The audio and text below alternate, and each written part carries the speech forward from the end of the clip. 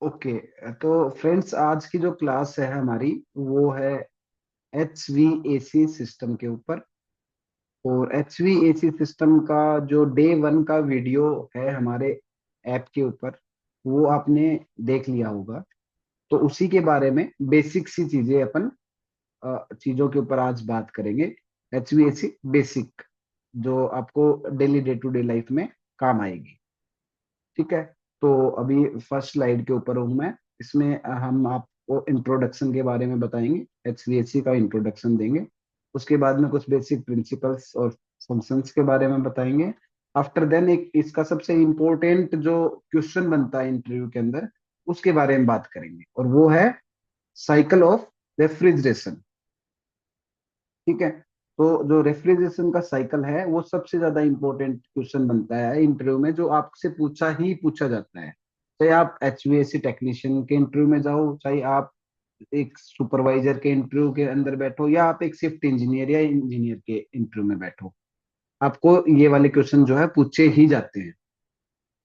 तो अभी हम सबसे पहले HVAC जो सिस्टम है उसके फर्स्ट पार्ट, जो इंट्रोडक्शन है, उसके ऊपर बात करेंगे कि HVAC का इंट्रोडक्शन जो है वो HVAC क्या होता है, उसके अंदर कैसे कैसे चीजें होती हैं, बेसिक से स्टार्ट कर। तो सबसे पहले हम HVAC सिस्टम की परिभाषा से शुरू करेंगे कि इसकी डेफिनेशन जो है वो क्या होती है। तो उसके अंदर जैसे चार इसके अंदर जो है वर्ड्स हैं, HVAC। तो HVAC जो है ये स्टैंड करते हैं, H for heating, V for ventilation, A for air और C for conditioning. Heating, ventilation, air conditioning. इसके जो मुख्य कंपोनेंट्स हैं उनके बारे में यदि बात करें, तो जैसा कि आप इस पिक्चर में देख पा रहे हैं, मुख्य कंपोनेंट ये जो है ये हमारा कंप्रेसर है। तो मैं इसमें आपको थोड़ा सा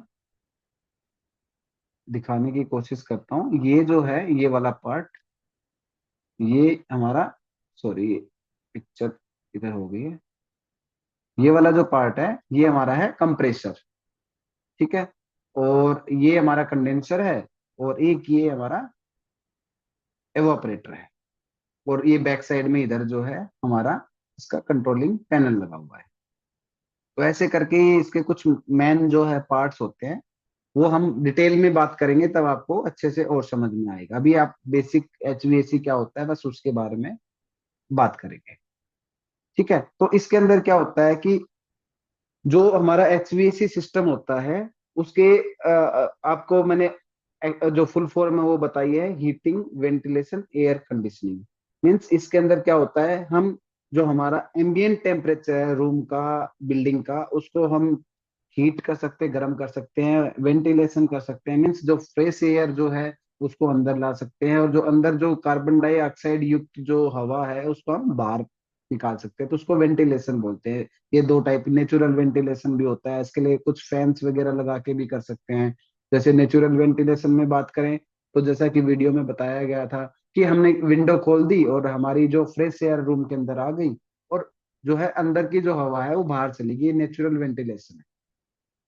ठीक है। अब उसके अंदर हमने एक एग्जॉस्ट फैन लगा दिया, तो एग्जॉस्ट फैन भी वेंटिलेशन का काम कर रहा है, वो हमारी रूम की जो हवा है उसको बाहर निकाल रहा है। और जब कोई चीज जो है किसी रूम या किसी भी चीज से बाहर निकलेगी, तो फ्रेश एयर अंदर अपने आप इंटैक्ट करेगी जहां से भी उसको सोर्स मिलेगा। तीसरा होता है हमारी डक्टिंग सिस्टम, रहता है कि हमने टेरिस के ऊपर जो है एक हीट रिकवरी यूनिट, HRU बोलते हैं, हीट रिकवरी यूनिट लगा दी। वो क्या करती है, अपनी जो रूम है उसके अंदर फ्रेश एयर लेके आती है एक डक्ट के थ्रू, और एक अनदर डक्ट के थ्रू वही फैन हमारी जो अंदर की जो हवा है उसको बाहर एम्बियंट में निकाल देती है। तो इस टाइप की चीजें जो है वो होती हैं वेंटिलेशन में। एयर कंडीशनिंग के बारे में आपको पता ही है कि जब हम रूम को ठंडा करते हैं उसको हम एयर कंडीशनिंग बोलते हैं। ठीक है। तो अभी आज हम बात करेंगे जो ये रेफ्रिजरेंट की जो साइकिल होती है ना, जिसके अंदर कंप्रेसर, कंडेंसर, एक्सपेंशन वाल और इवापोरेटर जो होता है, वो मेन चार जो पार्ट होते हैं रेफ्रिजरेंट साइकिल में, उसके बारे में अपन इस वाले क्लास में बात करेंगे। ठीक है। अब जैसा कि मैंने आपको बताया है कि जो एचवीएसी है उसकी डेफिनेशन आप समझ गए होंगे कि इसको एचवीएसी ही क्यों बोला गया, नॉर्मल एसी क्यों नहीं बोला गया, जबकि ये तो एयर कंडीशनिंग का ही काम कर रहा है। जबकि ऐसा नहीं है, ये इस सिस्टम के थ्रू हम अपने एम्बियंट टेम्परेचर से फ्रेश एयर अंदर ला सकते हैं। इस इक्विपमेंट जो एचवीएसी सिस्टम है, इस इसके थ्रू हम अपने जो रूम का टेम्परेचर है उसको हम गर्म कर सकते हैं, ठंडा कर सकते हैं, अपने हिसाब से टेम्परेचर को कम ज्यादा कर सकते हैं। जबकि एयर कंडीशनिंग जो है वो सिर्फ रूम को ठंडा कर सकता है, वो गर्म नहीं कर सकता है, ना ही वो वेंटिलेशन कर सकता है। तो इसलिए इसका नाम है एयर। तो जो है फ्रेश एयर से चेंज भी कर सकते हैं और उसको गर्म या ठंडा भी कर सकते हैं। ठीक है। तो जैसा कि इस स्लाइड में आपको दिख रहा होगा, definition of HVAC system. HVAC का मतलब होता है heating, ventilation and air conditioning. इसका मुख्य उद्देश्य होता है इमारतों के अंदर आरामदायक तापमान और हवा की गुणवत्ता को बनाए रखना। इसमें बहुत सारे कंपोनेंट्स होते हैं, जैसे compressor, condenser, expansion valve, evaporator. तो अभी जो है हम जो रेफ्रिजरेंट साइकिल जो है, थर्ड जो आज का जो पॉइंट है उस पे बात करेंगे, जो बहुत ही ज्यादा इंपॉर्टेंट है, उस पे हम थोड़ा सा टाइम भी देंगे कि भाई अच्छे से आपको समझ में आए।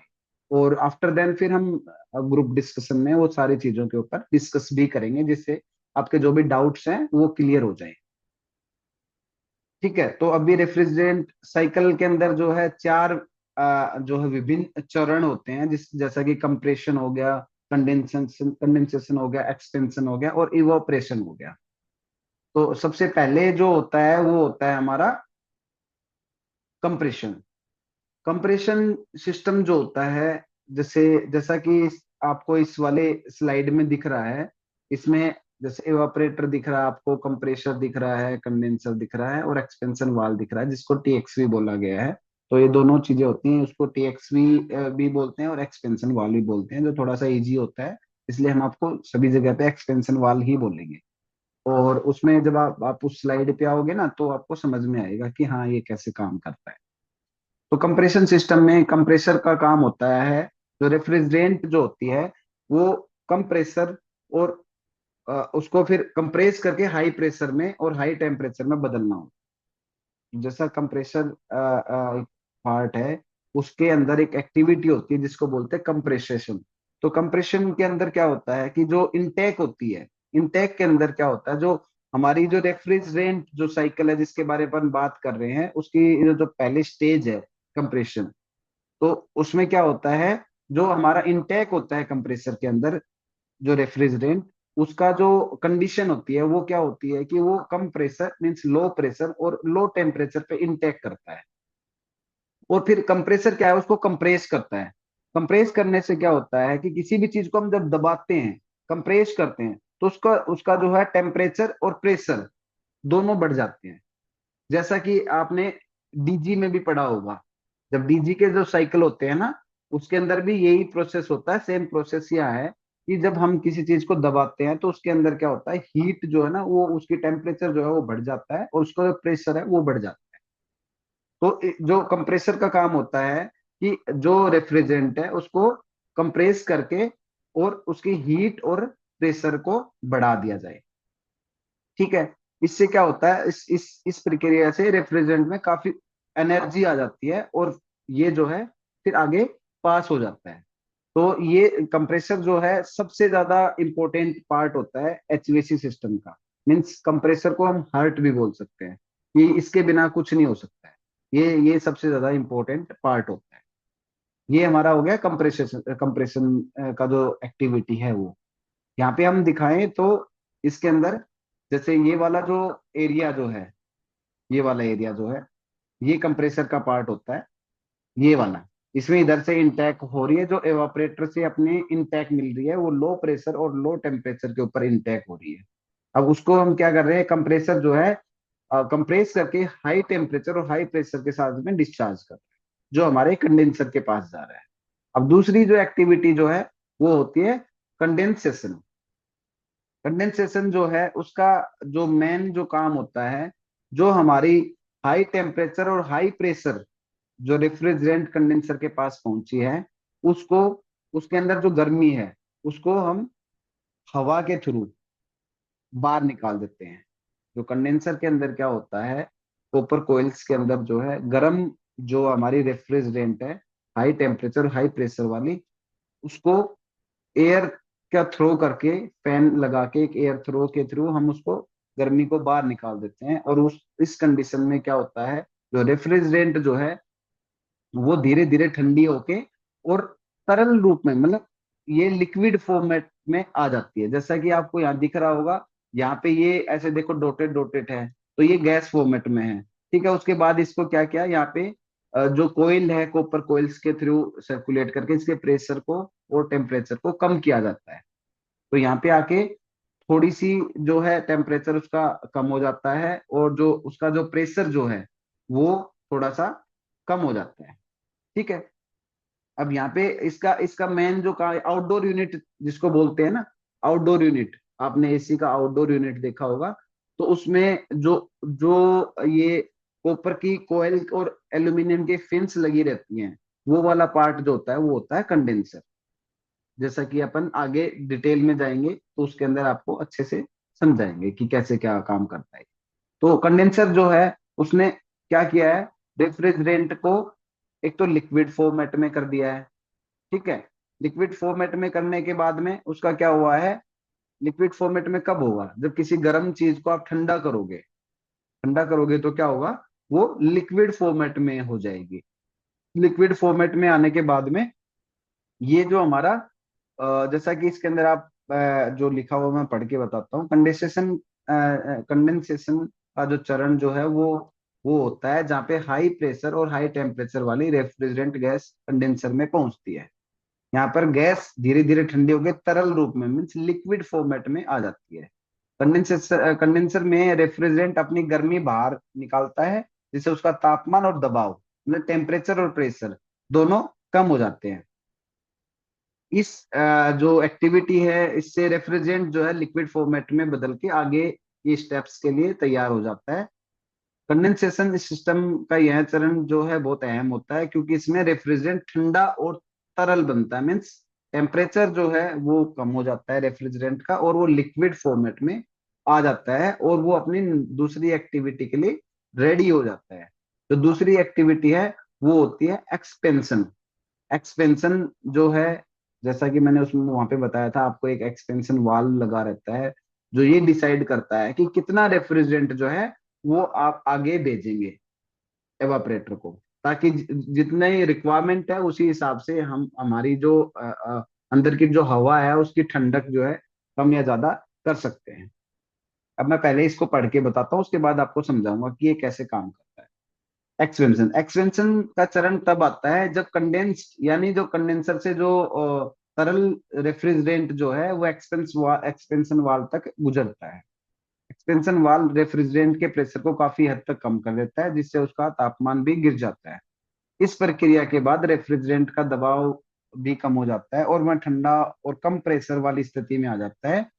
इसके बाद यह रेफ्रिजरेंट इवेपोरेटर की ओर बढ़ता है, जहां वह हवा से गर्मी को सोख लेता है। इस तरह एक्सपेंशन चरण रेफ्रिजरेंट को आगे के लिए तैयार करता है।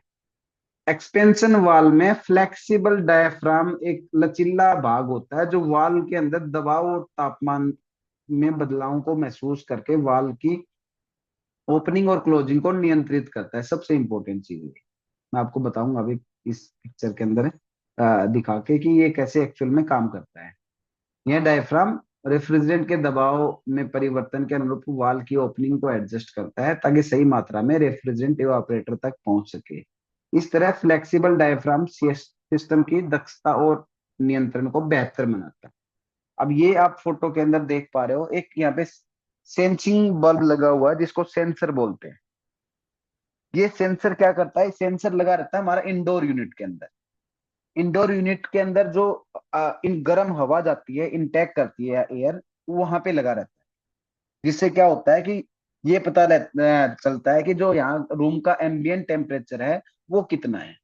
वो ये सेंसर जो है, ये जो फ्लेक्सिबल डायफ्राम को कमांड देता है कि भाई इधर गर्मी हो रही है, तो एक्सपेंशन वाल्व जो है, जो ये सुपर हीट एडजस्टमेंट स्प्रिंग को दबा देता है, जिससे कंडेंसर से जो रेफ्रिजरेंट आ रहा है वो ज्यादा मात्रा में इवेपोरेटर को पास होता है। यदि टेम्परेचर जो है रूम का एम्बियंट टेम्परेचर कम हो गया है तो ये उसको थोड़ा सा रिलीज कर देता है, जिससे कि ये वाल्व बंद हो जाता है। वाल्व बंद होने के बाद में क्या होता है कि रेफ्रिजरेंट जाना जो है कम हो जाता है, जिससे एवापरेटर के अंदर जो है कम रेफ्रिजरेंट पहुंचता है, जिससे हवा की ठंडक जो है वो धीरे धीरे कम हो जाती है और हमारा एम्बियंट का टेम्परेचर जो है मेंटेन रहता है। ऐसे करके ये काम करता है। तो ये सबसे इंपॉर्टेंट जो पार्ट है वो होता है एक्सपेंशन वाल्व जिसको बोलते हैं, जो ये चीज डिसाइड करता है कि कितनी ठंडी हवा हमारे एवापोरेटर से हमें मिलेगी। ये काम किसका है? ये सारा काम होता है एक्सपेंशन वाल्व का। और एक्सपेंशन वाल्व को कमांड कहाँ से मिलती है? वो मिलती है हमारे इंडोर यूनिट के अंदर जो सेंसर लगा रहता है वहां से। तो ये बात आप समझ गए होंगे कि ये एक्सपेंशन वाल्व जो है ये कैसे काम करता है। अब उसके बाद हमारा नेक्स्ट जो सबसे इंपॉर्टेंट आता है वो होता है एवापोरेशन। एवापोरेशन की जो एक्टिविटी है वो सबसे लास्ट होती है, जिससे हमें ठंडी हवा मिलती है।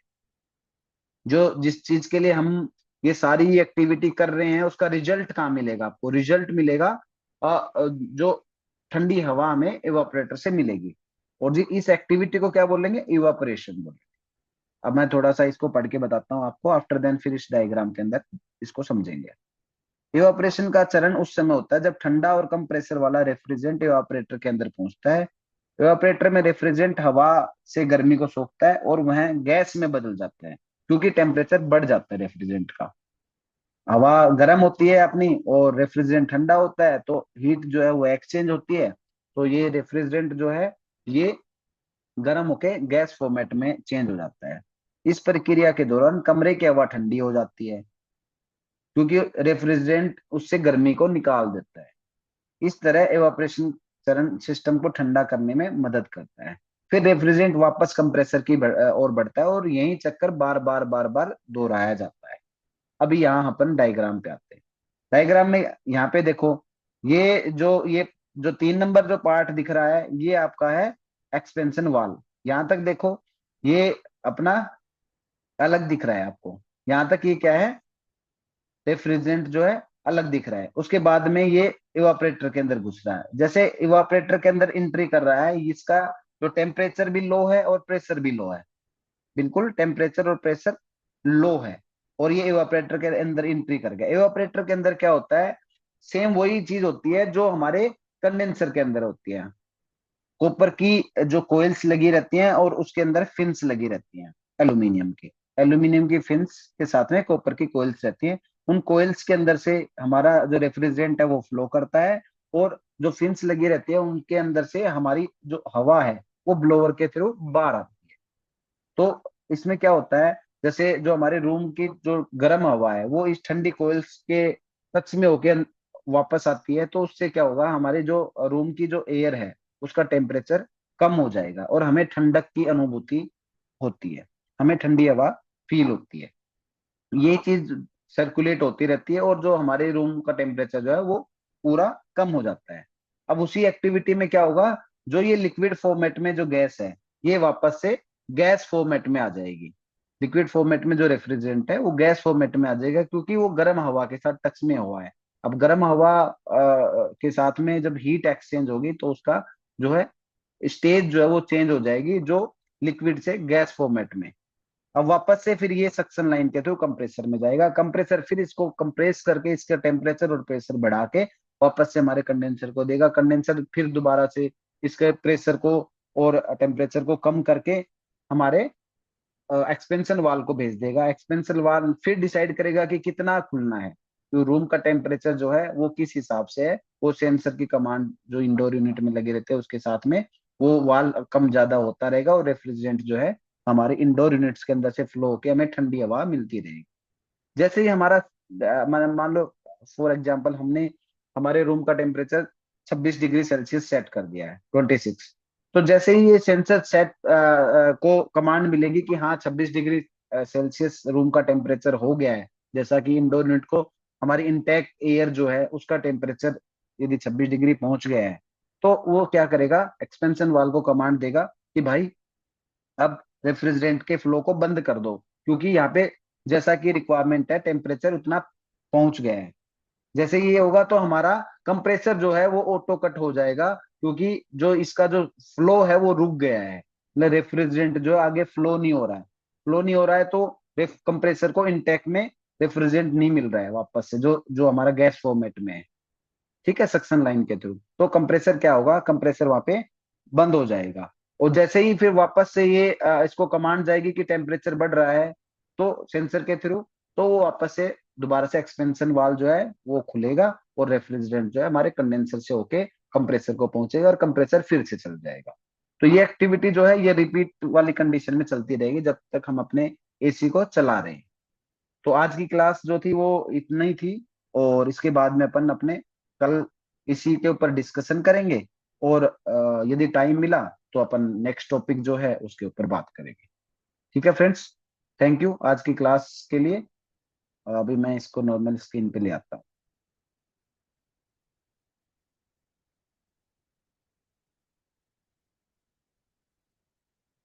सेकंड।